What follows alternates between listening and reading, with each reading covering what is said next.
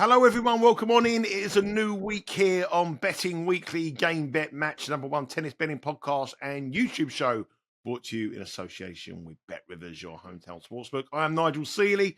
I am still over in New York, heading back tonight. Before I do, I'm going to record this show previewing this week's two tournaments with our senior ATP Tour handicapper. It is Sean Calvert. Good morning to you, or good afternoon, Sean, where you are in the world.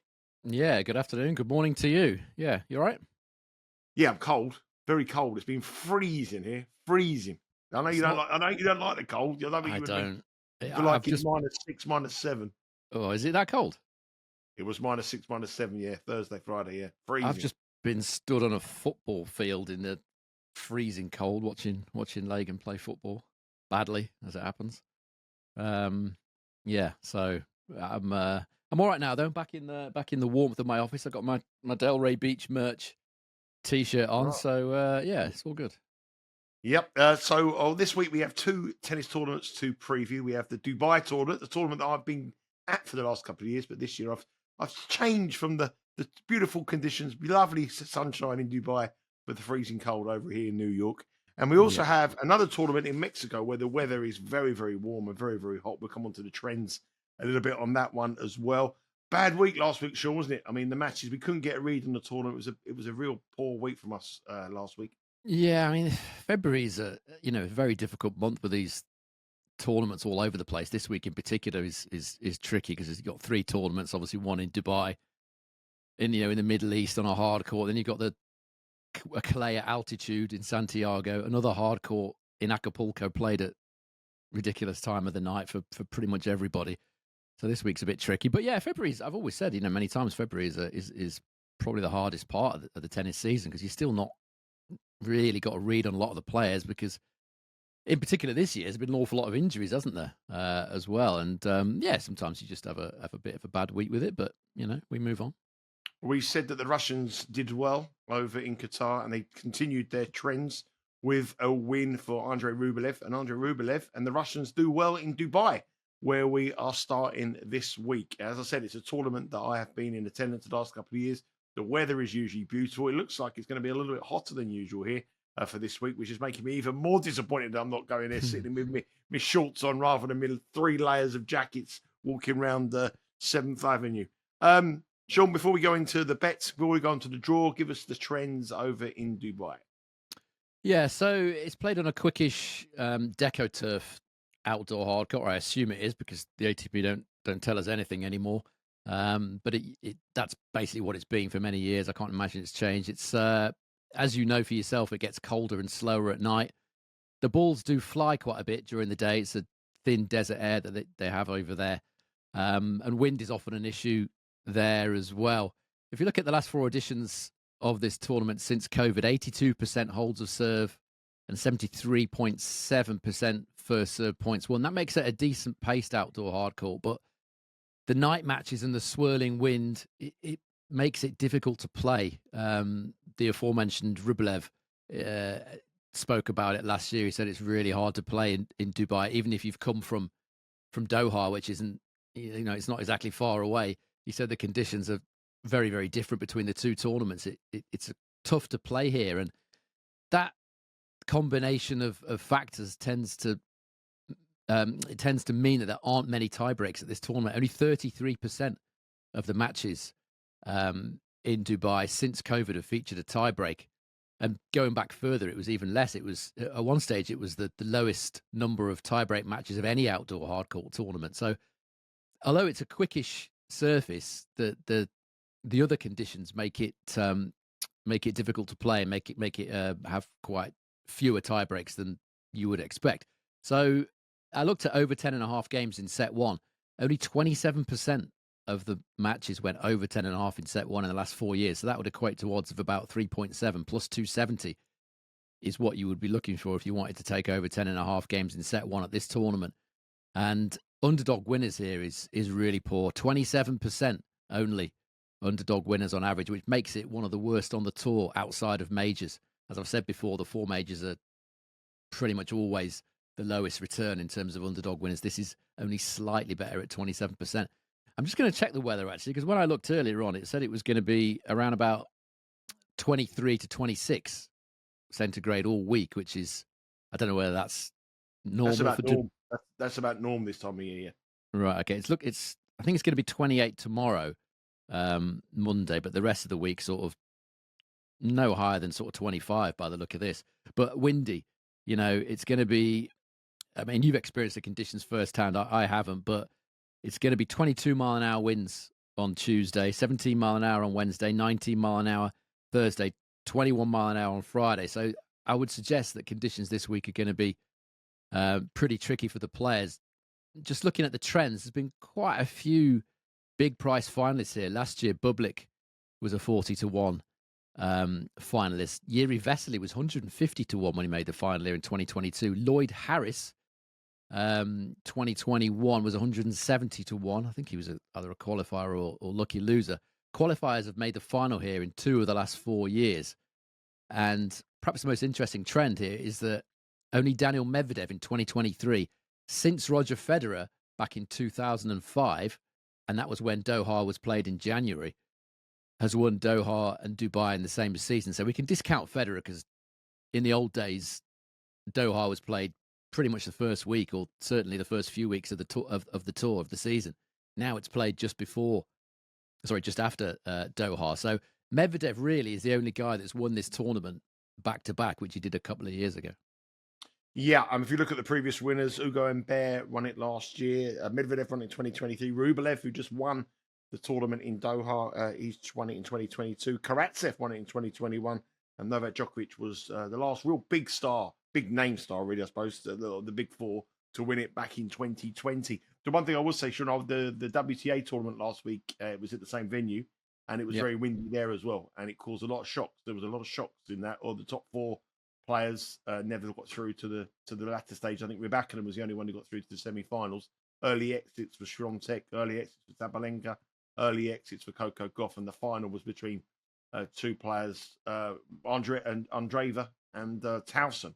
So that was quite difficult conditions for the players last week, and especially what I see here in Dubai, I think it's a difficult situation as well for players as well. But as you say, the evening session does get very cold. It gets very dark very quickly. Around about 6 o'clock, really dark.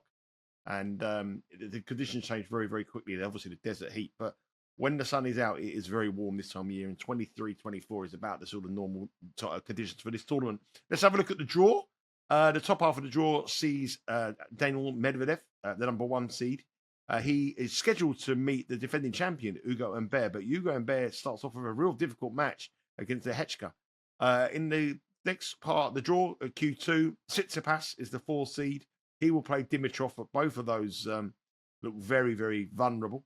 Tsitsipas opens up against Lorenzo Sonego, who did exceptionally well at the Australian Open. And also against Dimitrov there, he's scheduled to potentially play Matteo Berrettini, who opens up with a tough match against Gael Monfils. So that's a difficult little section there. Q3 has been changed because Jack Draper has been forced to pull out. So it's open, that Q quarter. But Andrei Rublev is in there, obviously the winner last week in Doha. He's been given a very favourable draw. And in the bottom section, you have Artur Fils, the number 8 seed, up against Alex de Minaur, outpicked from last week, who lost a real narrow, heartbreaking match against Andrei Rublev. He's the number 2 seed here. Looking at the draw, I would have to say that the top half seems a little bit more difficult than the bottom half. Q3 opened up massively now that Jack Draper has been pulled out, so Rublev has got a dream run. And de Minaur, he's played a lot of tennis, and he's been outpicked in the last couple of weeks, but he's played a lot of tennis in recent weeks. Yeah, I would agree with you. I mean, the top half does look absolutely loaded, doesn't it? It's very difficult to pick a winner from there. You got Medvedev, Petchi Pericard, Greek Spawler, Hechka, Humbert, Tsitsipas, Sonego, Khachanov, Berrettini, Dimitrov, all those guys, on a good week could potentially make the final. And the bottom half, I was stood on a football field when Jack Draper pulled out about an hour or 2 ago. But even prior to that, the bottom half looked much easier. I mean, I to be honest with you, I didn't expect Jack Draper to show up, or I certainly didn't think he would be in any sort of condition to go deep here, because he was exhausted last week. He played a lot of long matches, had to come from a set down a few times. Looked absolutely cooked by the end of his final against Rublev. Rublev for me is going to be tired as well. He had a few very long matches as well, not least the one with Diminor. Another 3 sets against Draper. He's played a lot of tennis. He was saying that he was very tired after the end of that tournament as well. He's also spoken about how difficult it is to do the transition from Doha to Dubai. So I think this is a chance. The obvious one is Diminor again, but very short in price. What is he, 6 to 1? And he's played quite a bit of tennis as well. So for me, the obvious one in the bottom half is Artur Fils at 18 to 1. Let's go through the odds before we go on to it. Medvedev is 5 to 1, Diminor 6 to 1, Rublev is plus 650. Draper is on the list there at 7s, but he's not competing. He's out of the tournament. Ugo Humbert 8, Felix-Auger Aliassime, Lehechka 11, Matteo Berrettini 14, and Sean obviously there, Artur Fils 18. Before we just go on to your pick here, Rublev, I know we played last week and he's won last week, but he has got an excellent record here in Dubai. The draw has opened up for him. I know he's going to be tired, but he might have something to prove here because this was the tournament where he got disqualified, wasn't it, in the semi-final last year against Bublik, and he was absolutely devastated after that. And he may have something to prove here. And I think if anybody can come through those epic matches, Andre Rublev is that kind of man. But he's not the pick for you. Your pick is Artur Fils. I interrupted you there, Sean. Yeah, no, sorry. The reason behind, we're going to go for the talented Frenchman. Yeah, I think Rublev at 650 is very short. As I said earlier, Medvedev is the only player to have won these 2 tournaments back to back. I can't see any value in Rublev at 650. He's got a great draw now that Jack Draper's out. Yes, that's certainly the case, but he's played a lot of tennis and in a very short space of time. I would think that, if he does get through that quarter, he'd probably be a bit leggy around about the sort of semi-final stage. And Fils should have a lot more in his legs. He hasn't really been fit so far this season. He retired at the Australian Open, didn't he? He was also injured after he went to Davis Cup after that. Came back from Davis Cup a little bit injured. We took him on, didn't we, in Rotterdam with Daniel Altmaier, and he did lose that match to Altmaier. Sensibly, then he withdrew from Marseille, which is obviously a home tournament for him. Also withdrew from Doha last week as well. So he's had plenty of time now to get over this thigh problem that he's had. I'm going to take it on, just take the assumption that he is fit. Obviously, I couldn't say whether he is or not. I assume he is, otherwise he wouldn't be playing this week, you would think. So I'm assuming he's fit for duty, and he's already won a 500, ATP 500 on hard courts, similar paced hard court to this in Tokyo. That's quite quick conditions there.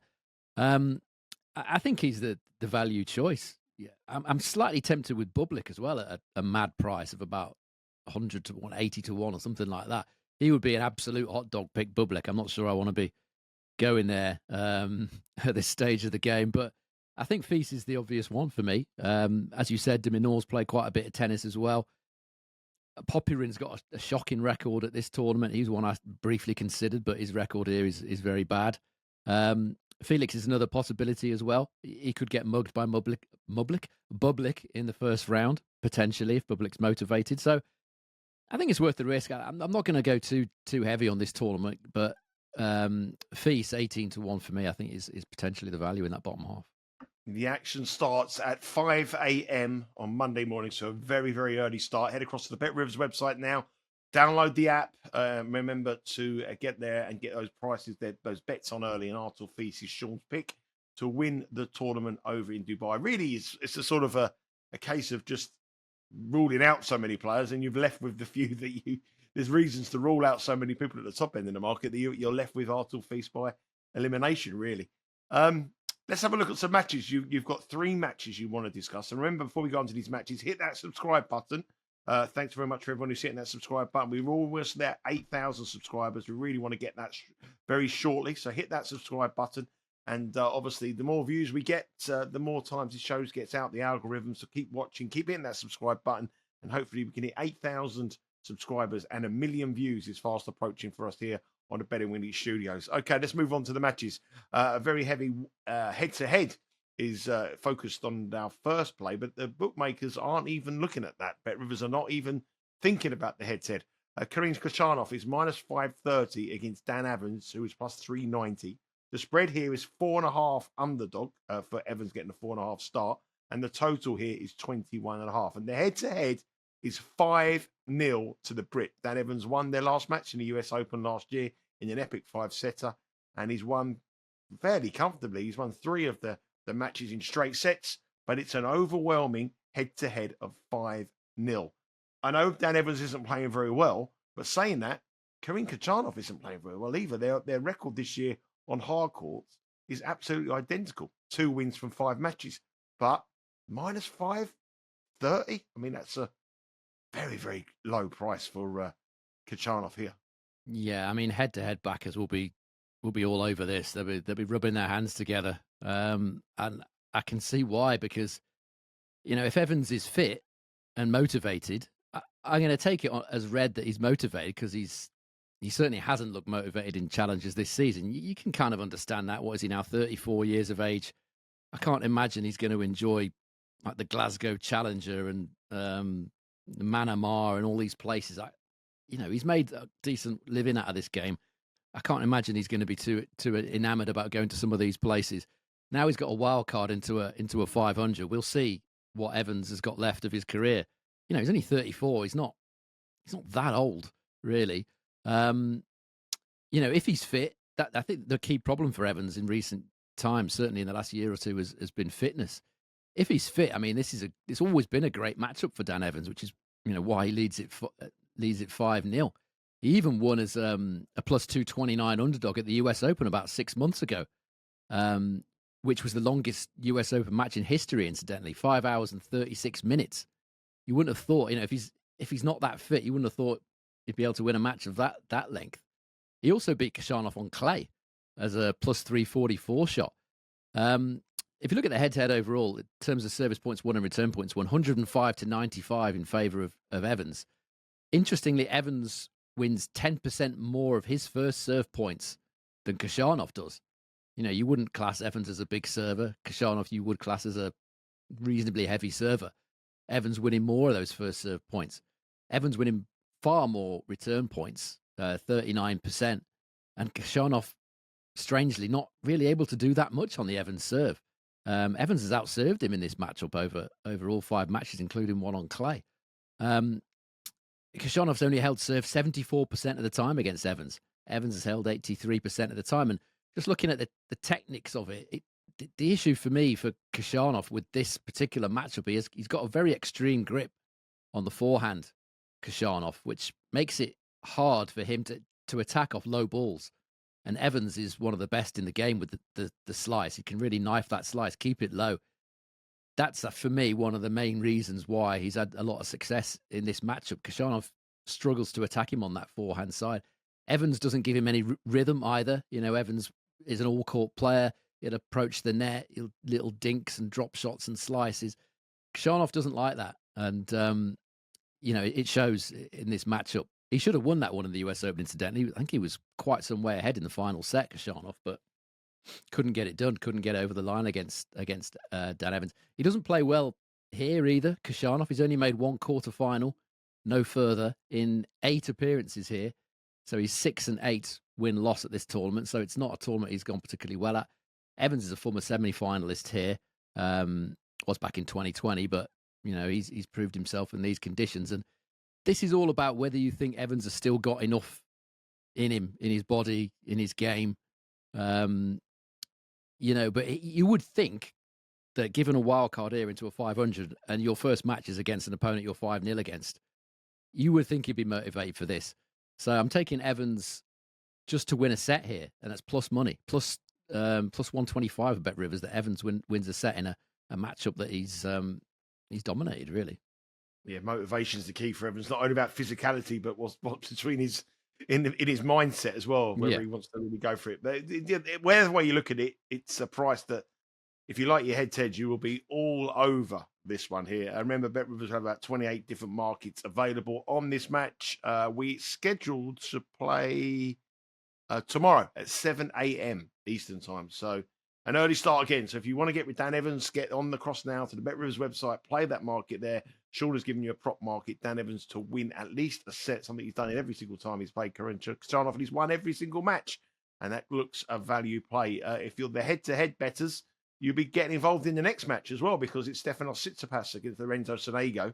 And the Greek star Tsitsipas leads 3-0 in the head-to-head here. But let's be fair, they were in 2021, two of them, 2023. And that version of Tsitsipas is a lot better than the current version of Stefanos Tsitsipas, who couldn't get past an injured Medvedev over in Doha. I mean, that was incredible how Medvedev won that. I mean, amazing.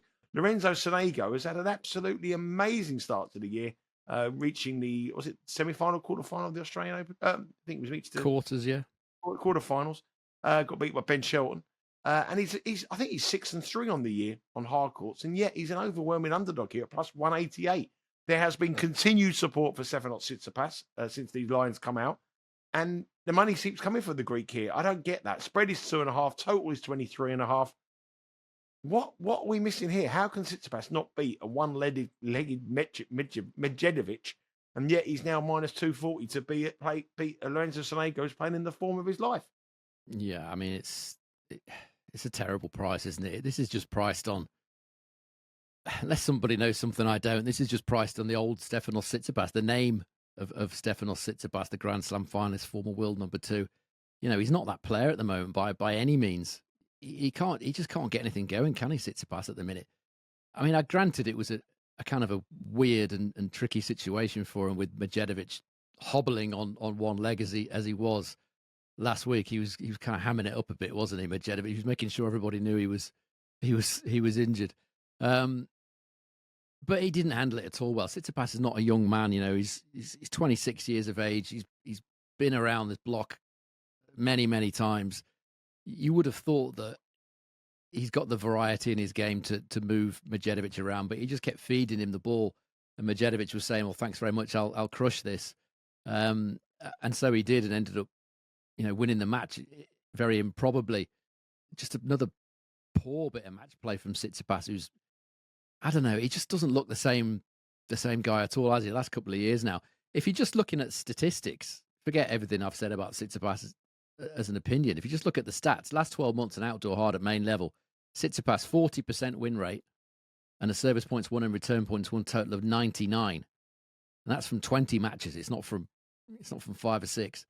Sonego 54% win rate and a service points won and return points won total of 102 from 24 matches. So if you're just looking on that form, those stats, should I say, that you can't really make Tsitsipas minus 240. If you're going on the head-to-head, I accept that because, in a way, I accept it because it's 3-0. But both of the hard court matches, you know, you would expect Tsitsipas to beat Sonego on clay. Both of the hard court matches were played when Tsitsipas was world number 2, you know, and at the peak of his form. You know, it was like 4 years ago. So it's difficult to really just take that head-to-head and just go, oh, okay, he's beaten 3 times. What it does show the head-to-head is that Sonego has had no real clue about returning the Tsitsipas serve. He's only won 25% of return points and only broken serve 4% of the time. So, yes, in the past, it was a poor matchup for Lorenzo Sonego. But as I said, Tsitsipas was world number 2 then. Tsitsipas also has a great record in Dubai. This is all misleading stuff, really. Tsitsipas is 10-3 win-loss in Dubai, but he's not played here since 2020, at which time he was number 6 in the world. Now it's 2025. Tsitsipas is somehow ranked 11th. I mean, you would think if he carries on like this, he's not going to be top 20 for much longer, unless he has a bit of a boost in the clay season, which he may well do. That is quite possible. He's got a lot of points to defend, though, hasn't he? He won Monte Carlo. He has, yeah. Yeah, he's got a lot of points to defend. If he gets beat there, he's in serious trouble. Yeah, I mean, it just the whole aura that's about him at the minute, it just seems like he just doesn't care. I'm sure that's not the case. I'm sure he does care, but you know, he was when he split up with his dad as the coach, he was saying, right, I'm going to do this, I'm going to do that, I'm going to get this guy on board, you know, a big name coach on board, and we're going to do stuff and whatever. None of that's happened. He hasn't brought anybody in apart from the Greek Davis Cup captain, who was his temporary coach when he did split up with his dad, which was quite a long time ago now. It was like the hardcourt season last year, wasn't it? It was a long time ago. He hasn't brought anybody in. Meanwhile, you've seen coaches come and go a lot in the men's game, and Tsitsipas hasn't hired anybody. To my knowledge, there's been no even trial periods or anything like that. it just seems like he's willing to just carry on the status quo of doing all right, but he's not doing all right. He lost to Mattia Bellucci in Rotterdam, a one-legged Medjedovic. So the books have looked at this and seen that obviously Sonego can't really break serve against Tsitsipas, and all the markets are towards a long match. I think over 23.5 the total games line is, which doesn't surprise me. But I think you have to take Sonego on the money line here based on the statistics that I said earlier. Much better record on hard. So I'm going to take a punt on Sonego here at plus 188 with Bet Rivers. Yeah, plus 188. That match is tomorrow. It's a little later, 9 a.m. Eastern time, but that does look a price that is attractive. Stefanos Tsitsipas is an auto fade at the moment, the way he's playing. He has got the capability to go on and win tournaments. He has got the capability to win these kind of matches, but the way he's playing at the moment, he's never a minus 240 chance against Lorenzo Sonego in the way Lorenzo Sonego started the year. Let's move on to our final match, which isn't tomorrow. This one is on Tuesday, so you've got plenty of time to get across to Bet Rivers before this one starts. But it's an interesting one. It's Felix-Auger Aliassime, who's been in quite decent form in recent weeks. He's up against Alexander Bublik. Felix-Auger Aliassime is minus 335. He got beat by I backed Felix-Auger Aliassime and I backed Alex de Minaur in Doha last week, and they both got beat by that man. Rublev. Alexander Bublik is plus 255. He was the runner-up here last year, but obviously he got very lucky in that semi-final where Rublev was defaulted. The spread is 3.5. Total is 22.5. It does look at overs matches to me. I watched Bublik play last year against Talon Grigspor on one of the outside courts, and I bet a tie-break in set number one. If I can remember rightly, that cashed fairly comfortably. If you look at the head-to-head between the two of them, it's 2 wins apiece. The last time they met was in Montpellier in the semi-final this year, which was 6-4 to Bublik in the final set. Prior to that, there's been a couple of one-sided matches in the first time they met in 2019. Bublik had to pull out injured in the second set. So the most recent one he really would have got to take for it, Montpellier, and that was very recently. It was only a few weeks. It was last year, wasn't it? So Bublik won 6-4 in the final set there. On the money line, Felix is minus 335. Bublik is plus 255. Spread 3.5. And as I said, the total is 22.5. I quite like the totals overs here. Yeah, I think that's a very sensible play. I think we're going to get. You have to kind of second guess Bublik, don't you? You have to just assume what he's going to do, which it makes it tricky to bet on him. But I expect we'll get a performance here. We should get a performance here from Sasha Bublik. He's defending big points. I think you get 330 for a final of a 500, I think. So he's got all those to defend, and right now he's outside the top 50. His form in the last sort of 10, 11 months has been awful, really. So similarly to Evans, although at a much younger age, what does he want to do with his career here, Bublik? Does he want to kick on and try and do some good things, or is he just happy to just kind of knock it about in the sort of 50 to 100 rankings and earn a few quid, which is what he said a few years ago. He said he only played tennis for money, didn't he, a few years back? He's only interested in the prize money. I'm not sure I believe a lot of the stuff that he says, but anyway, you would think he would be motivated here. He's slipped down the rankings. He's going to slip further down if he doesn't defend these points. He's had success against Felix in the past, even on clay. He beat Felix as a plus 262 underdog at ATP 500 level in Hamburg. So this is an opponent that he has done well against. If you look at the last 3 meetings, we'll overlook the one that was a retirement. The last 3 meetings, 2-1 to Bublik. In terms of the stats, service points won and return points won totals 100 to each man, and both has held serve exactly the same as well, 78.5% holds. So there's literally nothing in it in the stats. Yet we have obviously Felix as a much more consistent and reliable performer as a minus 335 favourite. If we look at the Dubai records, Bublik has got a 58% win rate here. Made the final last year. Is a tournament that he goes well at. Okay, he got a little bit lucky against Rublev, but in the semis last year, but it was something like 5-all in the decider. It was very close. So it's conditions that he's gone well at. Felix has only played a couple of matches here. He's 1-1 win-loss. I think he played Cressy here a year or two ago. But looking at the stats that each man has produced at this tournament. Neither of them returned particularly well here. Bublik only winning 32.5% of return points. Felix only winning 29.8% of return points. Although, as I said, he did play Cressy, so probably a little bit tricky for him that day. We know Felix is a slow starter. We know Felix is Sasha Bublik is also a slow starter, very slow on occasions. Given all those statistics, I would be inclined to go for over 2.5 sets here, which is plus 155 with Bet Rivers. I think this will be like you, Nigel. I think this will be a long match. I also think that the outside, the order of play is interesting here because the main court has got a lot of shade, but the outside courts are open to the elements and they're a lot quicker. And that Bublik match against Griekspoor, I think it was on court number 1.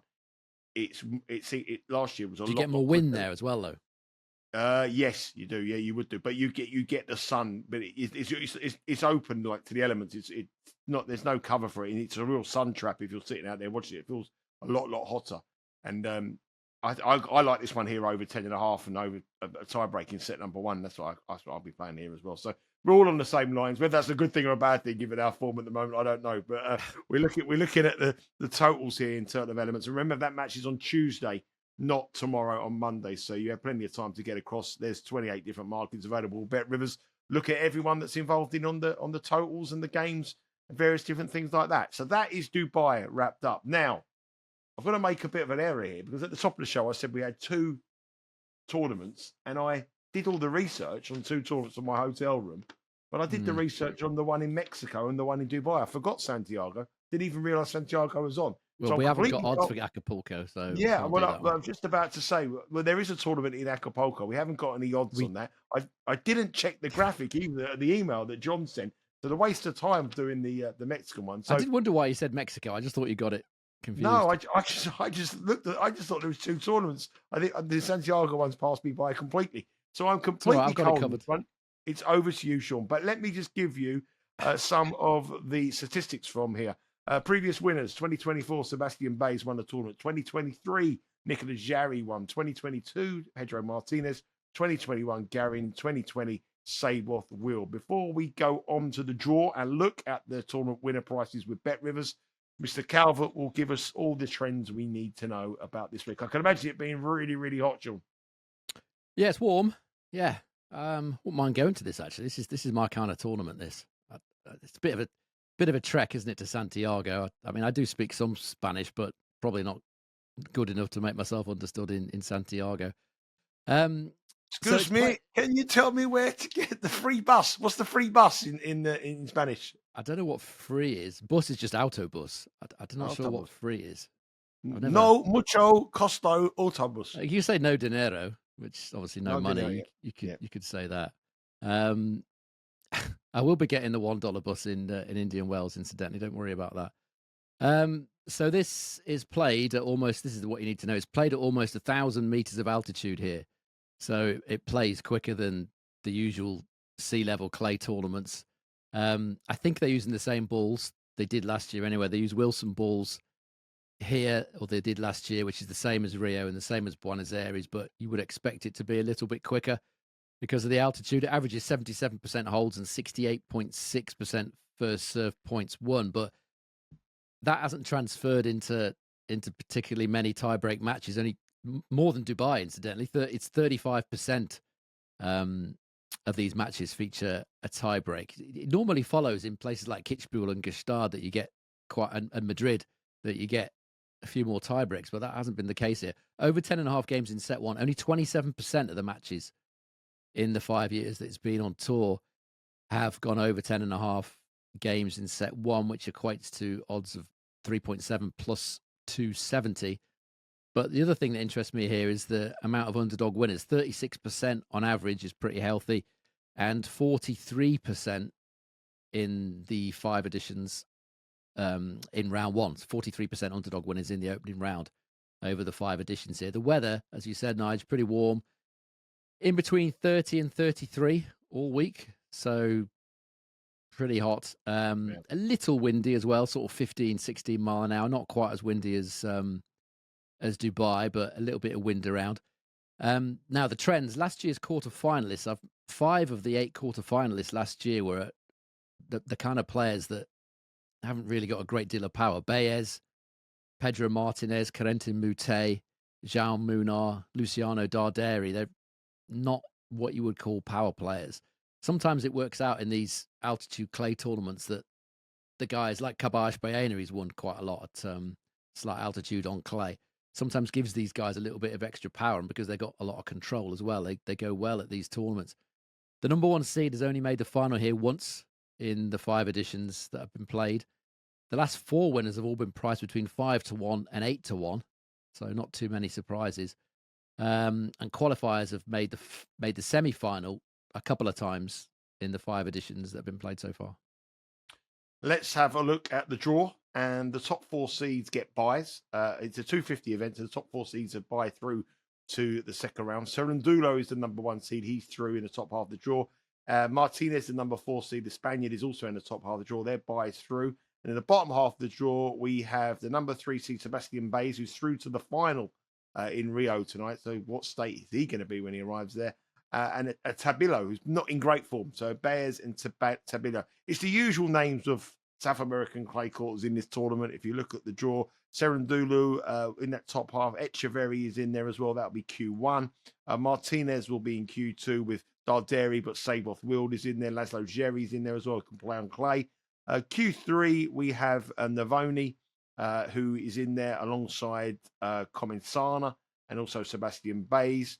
Jarry is going to be very heavily supported. Crazy scenes whenever Nicholas Jarry plays in Chile. I mean, and he's up against a tough one with the Argentinian Hugo Carabelli in the first round. So that'll be a crazy match. You also have Tabilo there. So the 2 Chilean players, Tabilo and Jarry, are both scheduled to meet into the quarterfinals. They're in that final Q4. Let's have a look at the outright odds with Bet Rivers. As you would expect, the usual names: Francisco Cerundolo plus 500, Laszlo Jerry 6-1. I'm surprised by that. Sebastian Baez plus 650. I think he would be a real contender, but still not yet to play the final over in Rio. And Navoni is 8, Echeverry 8, Nicholas Jarry there 9, the Chilean, and Tabilo 10, the Chilean as well, and Pedro Martinez 12, and then we go into 18-1, bigger prices the rest of the field. What do you like here, Sean? Yeah, I mean, just as a side note, Baez did win Rio and Santiago back-to-back last year and made the quarterfinals of Buenos Aires. So, all right, he's certainly shown that it's possible, but it doesn't seem likely that he's going to do it again. I mean, he did amazingly well to win, the tournament in Rio, then come to Santiago altitude and win here as well. That was quite some feat. I'm not sure I can see him doing that again. I've got one in the top half that I like, and I've got a bit of a hot dog pick in the bottom half. The top half one, the more sensible play, if you want to call it that, is Echeverry, 8-1. I think he's got a very nice little draw in the first quarter, given that he's beaten Francisco Cerundolo, the tournament favourite, 3 of the last 4 times that they've met, including here in Santiago in 2023. So, in addition, Cerundolo already admitted being very tired after making the Buenos Aires final. He did won a couple of rounds in Rio. He said he was tired, so we'll see what he's got left in the tank. But it's a good draw that is for Echeverry. He won't be particularly fatigued. He's had some bad draws so far, Echeverry, in this Golden Swing. He lost in the first round to Fonseca in Buenos Aires, and he lost to Alexandre Muller in Rio. So he could have lost to both of the champions. He certainly lost to the eventual champion in Fonseca. Muller is still to play the final in Rio, so he might have lost to both of the champions there. So not very good draws for him. He made the final here, Echeverry, in 2023. Ended up losing in the final set to Nicholas Jarry. So his prospects are pretty good for me. It is a kind of a loaded top half of the draw again, but I think Echeverry does have an outstanding chance. I would probably have made him shorter than Jerry. I mean, Jerry he's been playing very well, but 6-1, a little bit short for me. Yeah, I'm surprised by that. He did play great in I think it was Buenos Aires, wasn't it? But yeah, that is a little bit short. He's not the most consistent, but anyway, Echeverry for me. I'm sure a lot of people will have a lot of opinions about this because it is for me very, very wide open, this tournament. In the bottom half, I'm taking an absolute hot dog, 33-1, Corentin Moutet. He's not a name that... Oh, dear. yeah, What? see? Oh, dear. Oh, dear. He's a name that could strike fear into the heart of many punters. He certainly cost me over the years, but he's won me a few quid over the years as well. What I like about Moutet is the style of play. You know, he played extremely well here last year. He won 5 matches in a row at this tournament last year as a qualifier, including, a lot of people will remember, he beat Nicholas Jarry on Jarry's home court, and he really wound the crowd up, as he tends to do whenever he possibly can. He really got involved in a bit of a situation there with Jarry and the crowd. Won that match, though. I say won 5 matches in a row. Does that again. You know, we're on easy street here, 33-1. Yeah, he's the type of player that has gone well here. As I said, the power players, all right, Jarry's won it, but they don't always do well. They find it harder to control the ball in these conditions. An artist like Moutet, this sort of conditions are pretty good for him. I wouldn't be backing him at anything shorter than 33s, because he is a little bit, what's the word? Volatile is probably the best way to describe him. But yeah, those are my two plays in Santiago, Chile, both each way. Yeah, Echeverry 8-1 in the top half of the draw, and Corentin Moutet at 33-1. Fasten your seatbelts. Yeah, buckle up tight. It's going to be a roller coaster of a ride for the Moutet bettors. We have one match we are going to discuss over in Santiago. Remember, these matches start around about 2:00 Eastern time tomorrow afternoon. So you've got plenty of time to watch this podcast, plenty of time to get across the Bet Rivers, get them on, and not like the tournament over in Dubai. You've got a little bit of time. This is more aligned to American time. Let's have a look at the match we're going to talk about. Facundo Diaz Acosta, someone we've bet a couple of times on this close swing. He hasn't done it for us. He let us down. He's up against Yannick Hanfmann here at plus 120, a player that can play on clay. Spread is 1.5. Total here is 22.5. I'm a little bit surprised, Sean, that the price is so overly in Diaz Acosta's favour, because he hasn't won a match yet on clay this season. He's played 2 matches, lost them both. And their records this year are pretty much identical. In fact, Hanfmann has a better record this year, and he has a 2-1 winning head-to-head, including a win on clay in Houston in 2023. Yeah, I'm a little surprised about these prices. I think there's some value here on Yannick Hanfmann. What immediately draws me to Hanfmann is that he plays very, very well at altitude, particularly on clay, but also on hard courts as well. Altitude are the conditions that Hanfmann would choose to play. If you could give him an option, he would choose to play altitude every week. He's got a 13-5 win-loss record in Gstaad, including 1 final. He's 15-7 in Kitzbühel, 1 final and 2 semi-finals, including semi-final in 2024, lost to Berrettini. He beat Lorenzo Musetti in Madrid. He made the semi-finals in Chengdu on hard at altitude, 600 meters of altitude there. That was about 5 months ago. He's got 6-3 win-loss record in all matches that he's played in Santiago. If we look at the main draw matches that he's played in Santiago, he lost to the eventual champion Nicholas Jarry in 2023 in the quarterfinals. But his service points won and return points won total here in the main draw is 104.4, and his service hold and break total here is 108. So very, very impressive statistics indeed. Diaz Acosta, as you said, he's in a bit of a funk at the minute, isn't he? He had that disappointing, kind of stressful situation that he talked about in Buenos Aires, where he was returning as defending champion, and if he didn't back up the points, he slipped a long way down the rankings. He's actually lost 40 places in the rankings, Diaz Acosta, since losing in the first round in Buenos Aires. Lost a tight one for us last week, didn't he? In a final set tiebreak match he should have won against Thiago Monteiro. He's only played a couple of matches here. He's won 1 win-loss. He's played Pedro Martinez and Pedro Cachin here in his 2 matches. And his service points won and return points won total in those 2 matches is 94. And his hold and break total is 94 as well. I feel like he'll find it difficult to return in these conditions against a big server like Hanfmann, who hits his spots well in these conditions. As you said, the head-to-head also favours Yannick Hanfmann. He won on a quickish clay surface in Houston. It's a different type of clay, but it's quicker than your average clay court tournament there in Houston. And the service points won and return points won totals of their entire career series, 102 to 98 in favour of Hanfmann. So, given that Diaz Acosta is also on a bit of a downer at the minute, Hanfmann, you would think, given his propensity to really enjoy these altitude tournaments, you would think he's the one coming here with a bit of a spring in his step, and Diaz Acosta's all finding it a bit like hard work at the minute. So, little surprised that he's as short as minus 150, Diaz Acosta. So, I'm more than happy to take Yannick Hanfmann here as underdog. I like that play. Yannick Hanfmann at plus 120. I think Diaz Acosta's not in the greatest of form. His body language didn't look good in that defeat against Montero, and I think Yannick Hanfmann is an underrated player on clay, and he does got the head-to-head. So that is it for the first edition of Betting Weekly Game Bet Match this week. We have a couple of matches, bets there, and some outright picks as well. And Sean is going to give you a little recap of what we've discussed over the last 45 minutes or so.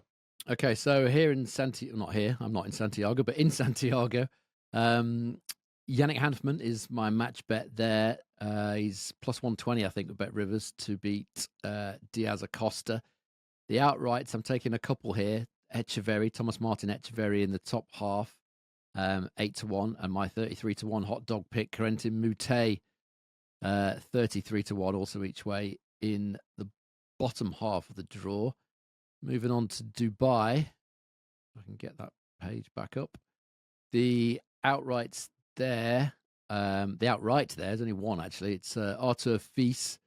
He's my each way pick there in Dubai, 18-1. A couple of match bets there as well. Dan Evans plus 1.5 sets to beat Khachanov at plus 125 for Bet Rivers, and Lorenzo Sonego on the money line to beat Stefanos Tsitsipas. I think he's a plus 188 chance with Bet Rivers. Yep, there's a lot to be getting on with there. Head across the Bet Rivers website. All the markets will be up, 28 different markets currently. Look across, and if you do have a bet with Bet Rivers, you'll be able to watch live and bet live. You watch the matches as well on your tablet, mobile device, or your app. Lots of content coming your way across the next week or so. We have the Betting Weekly Dojo with myself and Neil Channing on Tuesday, not Monday, because I'm traveling back from New York this evening and overnight.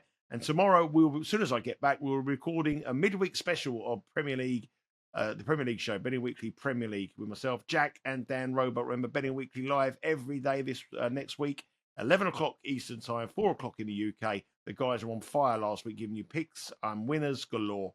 And hopefully next week we'll do exactly the same as that. But for now, myself and Sean will be back on Tuesday again with the second edition of Betting Weekly Game Bet Match. That's it for today. Good luck with your picks. Good luck with your debts. Enjoy the rest of your weekend, Sean. And we'll speak to you all again on Tuesday.